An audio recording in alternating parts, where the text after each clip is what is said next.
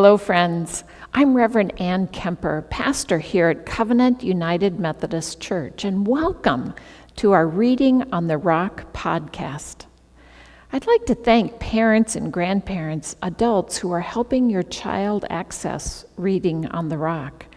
We place a high priority on children's literacy here at Covenant, and we really appreciate your help.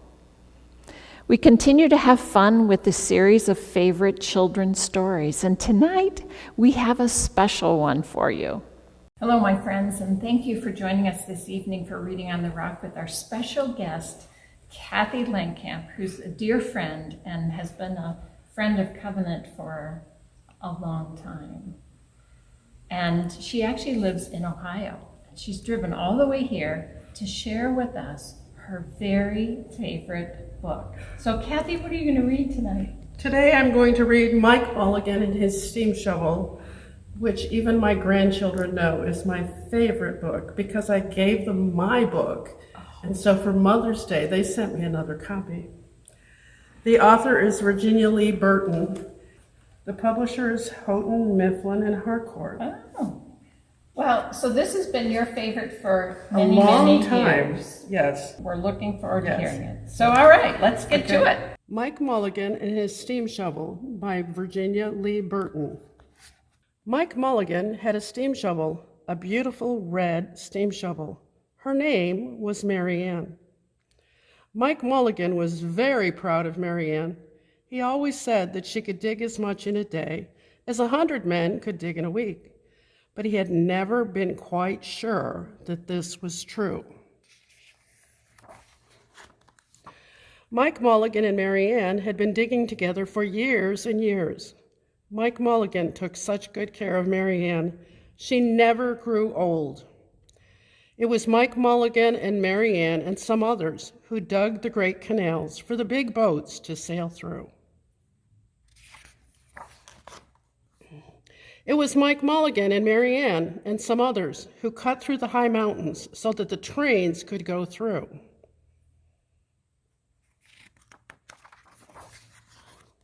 It was Mike Mulligan and Mary Ann and some others who lowered the hills and straightened the curves to make the long highways for the automobiles. It was Mike Mulligan and Mary Ann and some others who smoothed out the ground and filled in the holes to make the landing fields for the airplanes.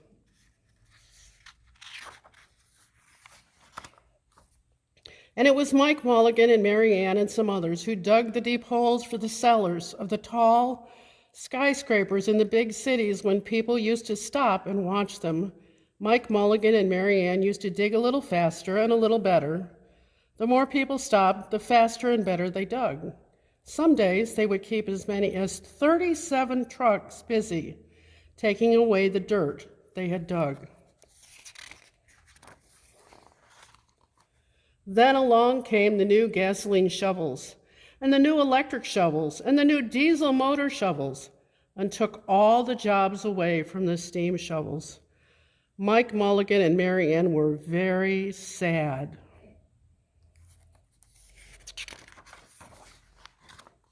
All the other steam shovels were being sold for junk or left out in old gravel pits to rust and fall apart. Mike loved Mary Ann, and he couldn't do that to her. He had taken such good care of her that she could still dig as much in a day as 100 men could dig in a week. At least he thought she could, but he wasn't quite sure. Everywhere they went, the new gas shovels and the new electric shovels and the new diesel motor shovels had all the jobs. No one wanted Mike Mulligan and Mary Ann anymore. Then one day, Mike read in a newspaper that the town of Poplarville was going to build a new town hall. "We're going to dig the cellar of that new town hall," said Mike to Mary Ann, and off they started. They left the canals and the railroads and the highways and the airports and the big cities, where no one wanted them anymore, and went away out in the country. They crawled along slowly up the hills and down the hills till they came to the little town of Poplarville. When they got there, they found that the selectmen were just deciding who should dig the cellar for the new town hall. Mike Mulligan spoke to Henry B. Swap, one of the selectmen. "I heard," he said, "that you are going to build a new town hall. Mary Ann and I will dig the cellar for you in just one day." "What?" said Henry Swap. "Dig a cellar in a day? It would take 100 men at least a week to dig the cellar for our new town hall." "Sure," said Mike, "but Mary Ann could dig as much in a day as 100 men could dig in a week," though he had never been quite sure that this was true. Then he added, "If we can't do it, you won't have to pay." Henry B. Swap thought that this would be an easy way to get part of the cellar dug for nothing. So he smiled in rather a mean way and gave the job of digging the cellar of the new town hall to Mike Mulligan and Mary Ann.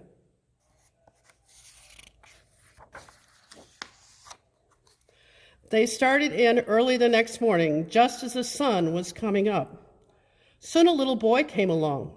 "Do you think you will finish by sundown?" he said to Mike Mulligan. "Sure," said Mike, "if you stay and watch us. We always work faster and better when someone is watching us." So the little boy stayed to watch. Then Mrs. McGillicuddy, Henry B. Swap, and the town constable came over to see what was happening, and they stayed to watch. Mike Mulligan and Mary Ann dug a little faster and a little better.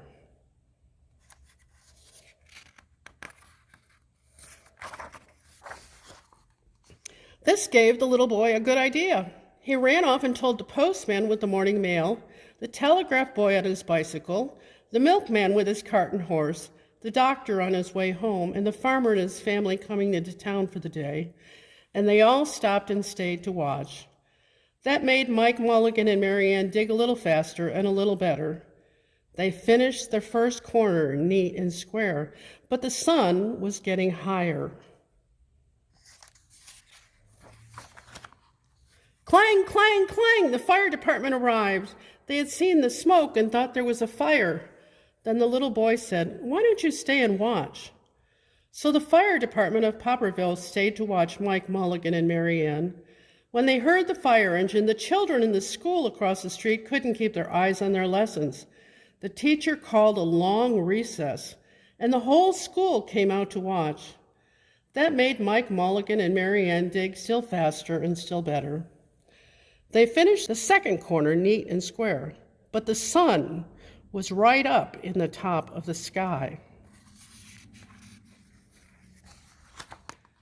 Now, the girl who answers the telephone called up the next towns of Bangerville and Bopperville and Kipperville and Copperville and told them what was happening in Popperville. All the people came over to see if Mike Mulligan and his steam shovel could dig the cellar in just one day. The more people came, the faster Mike Mulligan and Mary Ann dug, but they would have to hurry. They were only halfway through and the sun was beginning to go down. They finished the third corner neat and square.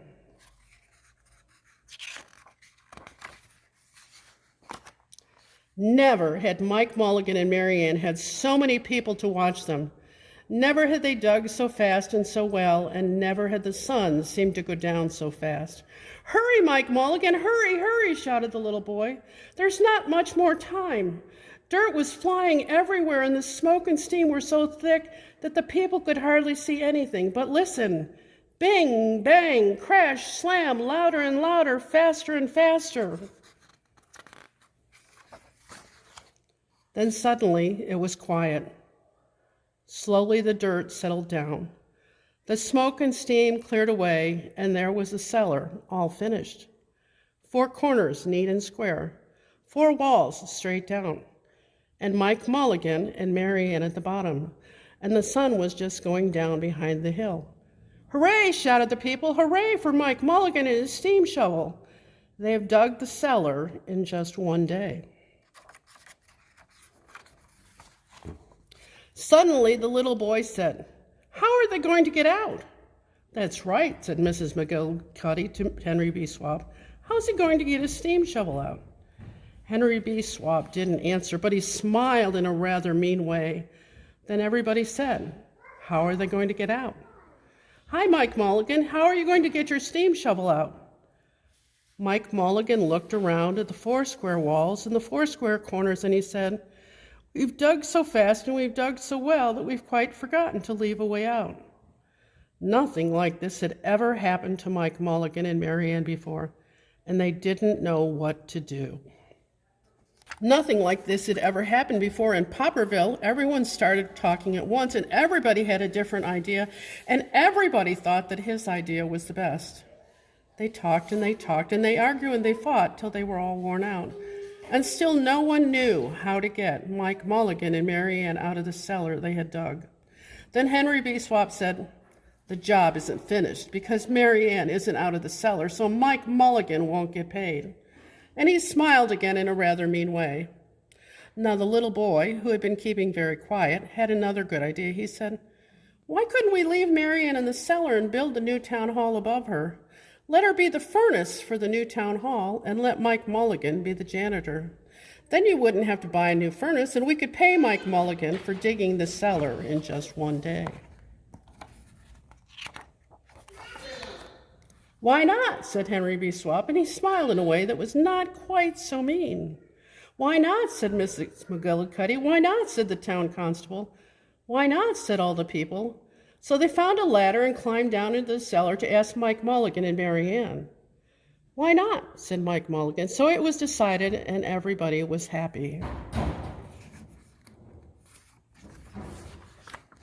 They built the new town hall right over Mike Mulligan and Mary Ann. It was finished before winter. Every day, the little boy goes over to see Mike Mulligan and Mary Ann, and Mrs. McGillicuddy takes him nice hot apple pies. As for Henry B. Swap, he spends most of his time in the cellar of the new town hall, listening to the stories that Mike Mulligan has to tell, and smiling in a way that isn't mean at all. Now, when you go to Popperville, be sure to go down in the cellar of the new town hall. There they'll be Mike Mulligan and Mary Ann, Mike in his rocking chair smoking his pipe, and Mary Ann beside him, warming up the meetings in the new town hall. So, Kathy, why was this been your favorite story for years? What do you like about it? The people all worked together. Mike Mulligan found a way to keep Mary Ann going, even though the steam shovels were out of whack anymore. Right. They didn't use steam shovels. And then the little boy helped by calling all the people, getting all the people to come together so they could work faster and dig faster and get the cellar dug in one day. And Henry B. Swap learned that he didn't have to be mean, that the situation was taken care of. Mike Mulligan got paid, and he and Mike Mulligan got to be friends. So there's all this good things that came out of this book, and it's just a really, really neat book, and I hope you'll get it out of the library and read it. It makes me think of the saying, with God, nothing is impossible. Nothing is impossible, right. Awesome. You just have to figure out the path. Yeah, and, have a good friend like Mary Ann. Yeah, right. Very good. Well, Kathy, thank you very You're much welcome. for driving all the way from Ohio and sharing your favorite book with us and with our children online. Okay. I remember reading this story as a child. It's a classic story of how a community can come together to support one another. Please pray with me. Loving God, thank you for teaching us how important it is to love and care for one another and not be grumpy. Amen. So from here at Covenant United Methodist Church, good night.